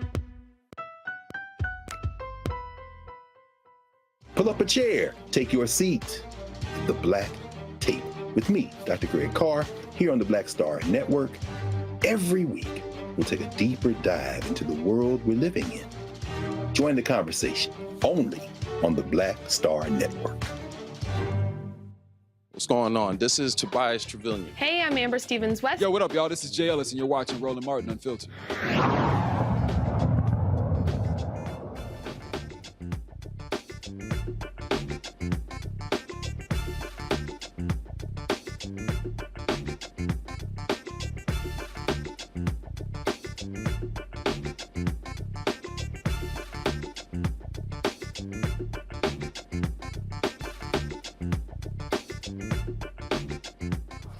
All right, folks, Democrats in Florida have suffered a whole lot the last several different elections.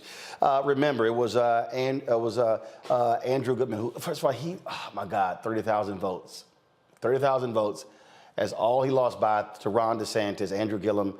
But of course, DeSantis, we now see what happens when he's governor of Florida. Then, of course, you have Trump winning Florida. Republicans have been crushing Democrats across the state. It is a party that is in disrepair, unorganized, you name it. People have said all kinds of different things.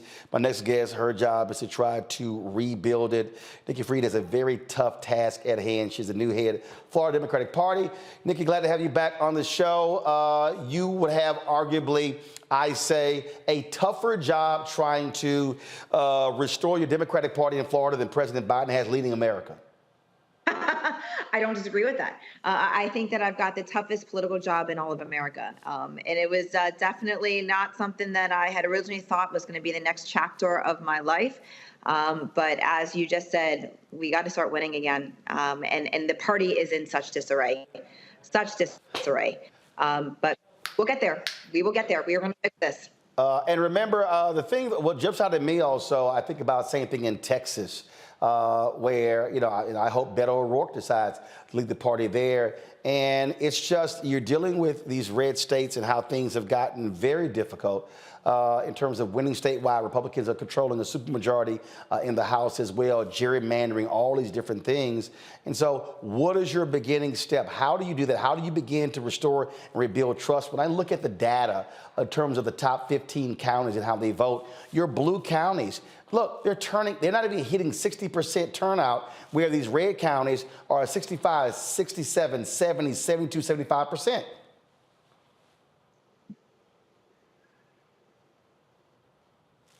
Nikki? I just lose. Yeah, yep. Am I still here? Yep, you're here. All Go right. ahead. Looks like You're here.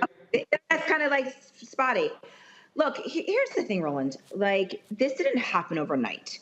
As you know, I was the last statewide elected Democrat. You know, I ran out with Andrew in 2018 and was able to win that election cycle. But this has been 30 years in the making. We haven't had a Democratic governor since 1994. And so what we are going to have to do now is, you're right, is completely rebuild. Rebuilding how we talk to our voters, how we deal with voter engagement, how we organize, how we communicate, how we fundraise.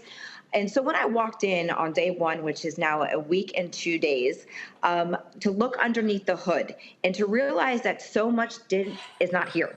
Everything from fundraising to comms to how we register voters to how we make sure we have year-round organizing. And unfortunately, we every single election cycle have kept blaming this particular election cycle on whatever it is, instead of doing that self-analysis. Like, Roland, I'm not saying that Ron DeSantis won by 19 points. The Democrats lost by 19 points. And so we've got to make sure we are doing the right self-evaluation. And I just, and I apologize for being a little late today, but you know where I was? I was sitting down with our House leader, Fentress Driscoll, who is the first Black female to lead our Florida House. And so we were just talking, and that kind of conversation never used to happen with the head of the party, with our leadership in the House and the Senate. So already in week one, we are doing this differently. We are hearing from all across the state that people haven't heard from Democrats in Florida in 4 years, besides me as our Commissioner of Agriculture and a member of the Florida Cabinet. But now we're going to be lifting up diverse voices. We're going to be doing rapid responses. We're going to make sure that if we've got something going on in Florida, that we've got somebody who is directly connected to you and saying, this is our messaging from coming out in Florida. Who can you have on your show tonight to talk about what's happening in our state today? And this is what needs to happen, that Democrats need to learn how to fight back, and most importantly, also to be able to talk about the issues that are actually impacting the people every single day, not this culture war BS that DeSantis is pulling off. He's leaving our state to run for president, and we are going to be the ones who are going to be suffering from this radical agenda that doesn't gel with the everyday Floridians who can't afford their rent, who can't afford their property insurance, who can't afford, to even pay for gas and food on their plates, because the cost of living in our state has become so astronomical under this governor, and he doesn't care. Questions from our panel. Larry, you're there in Florida. I am, professor at UCF. So, question is, we talk about the Democratic Party. Roland already highlighted you did in terms of being bulldozed, right? We've just some serious challenges for Democrats. And when you look at the state's demographics, it's the third largest state and one of the most diverse states in the country. And I'm wondering, and congratulations on your new election, if you plan on, in terms of, you talk about issues that people care about, talk about the kitchen table, are you planning on doing some kind of listening tour? I know you have to work on getting the Democratic Party organized and differences in the party, but what do you plan on doing in terms of a listening tour and going throughout the state, listening to voters and figuring out how not only can have a stronger platform, but also in terms of recruiting even more people from minoritized backgrounds? 100%. I'm thinking things through very, very differently than we have thought before. First of all, yes, you can't, the car can't run if the tires aren't even on. And so first things first is I've got to put the tires back onto the car. But then we are going to be doing statewide tours, talking and most importantly, listening to our stakeholders in every demographic across the state, from the Panhandle all the way down to Key West, from our Black community to our brown community to our Muslim community to our faith-based community to our rural community, and listening to what's on the ground. The added benefit of me being chair is that I just came out of being our only statewide elected for 4 years. I just came out of running for governor of our state. So I have been doing a listening tour when I was running for governor to hear that.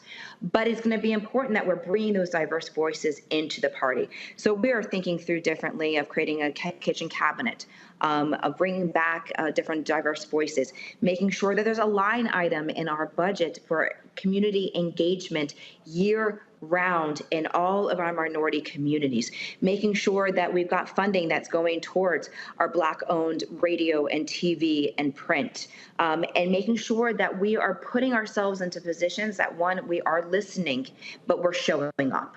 How many times have I heard from our pastors across the state, why do Democrats only come to our churches right before election time? That ends. We're putting together a faith council. I keep hearing from our youth, we don't have a seat at the table. You keep discarding our youth and the next generation. We're creating a youth council. We're going to be able to start looking at things differently, because coming again from an elected's perspective, I know what needs to get done on the ground. We just didn't have people that are willing to roll up their sleeves and stop the internal fighting.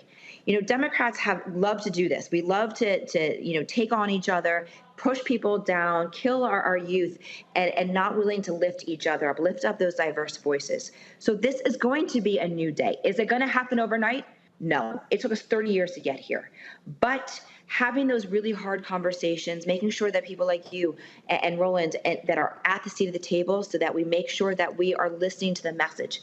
I mean, even still, what I just talked about with our minority leader in the House was that we've got to be thinking through the next 60 days. Unfortunately, we've got a radical looks like Nikki froze. Let me know when we get her back. Until hopefully we'll get her back. Candace, until we get her back, you're facing the same problem there in Texas, having to rebuild the statewide Democratic apparatus. Oh, absolutely. And I feel exactly what she's going through, because when I tell you, we're dealing with it here. But what I'm more interested in is what is her messaging is going to be to the disenfranchised voters who refuse or simply stop voting, because that is a task that we're dealing with here in Texas. 75. Now, yeah, there was a poll that shows 75% of young voters in Texas didn't even vote in the last election.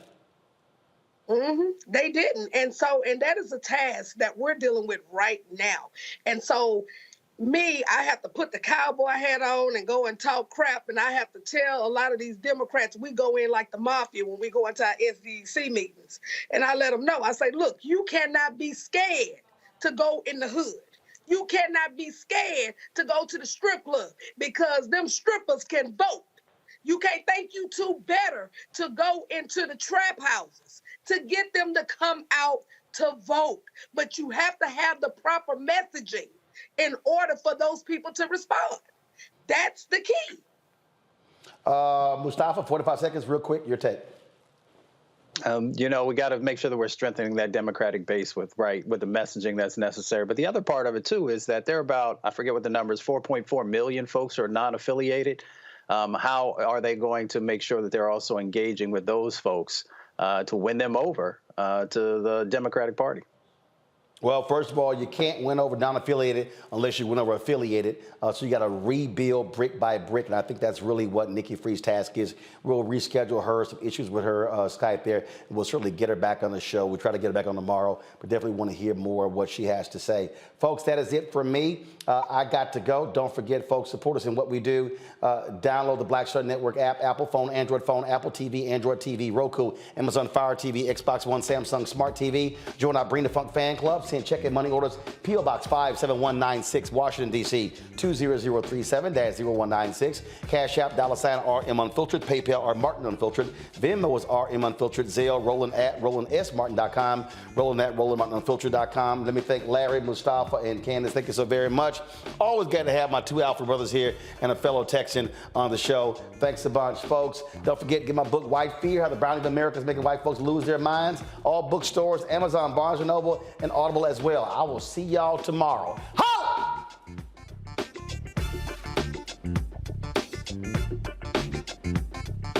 Folks, Black Star Network is here. I'm real revolutionary right now. Support this man, Black Media. He makes sure that our stories are told. Thank you for being the voice of Black America, Roland. Stay black. I love y'all. All momentum we have now, we have to keep this going. The video looks phenomenal. See, there's a difference between Black Star Network and Black-owned media and something like CNN. You can't be Black-owned media and be scared. It's time to be smart. Bring your eyeballs home. You dig? Pull up a chair, take your seat. The Black Table with me, Dr. Greg Carr, here on the Black Star Network, every week we'll take a deeper dive into the world we're living in. Join the conversation only on the Black Star Network. Hi, I'm Dr. Jackie Hood Martin, and I have a question for you. Ever feel as if your life is teetering and the weight and pressure of the world is consistently on your shoulders? Well, let me tell you, living a balanced life isn't easy. Join me each Tuesday on Black Star Network for A Balanced Life with Dr. Jackie.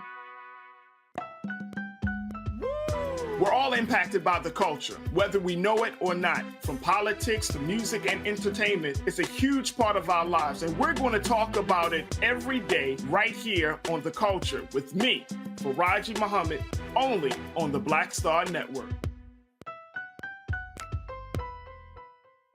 I'm Deborah Owens, America's Wealth Coach, and my new show, Get Wealthy, focuses on the things that your financial advisor and bank isn't telling you, but you absolutely need to know.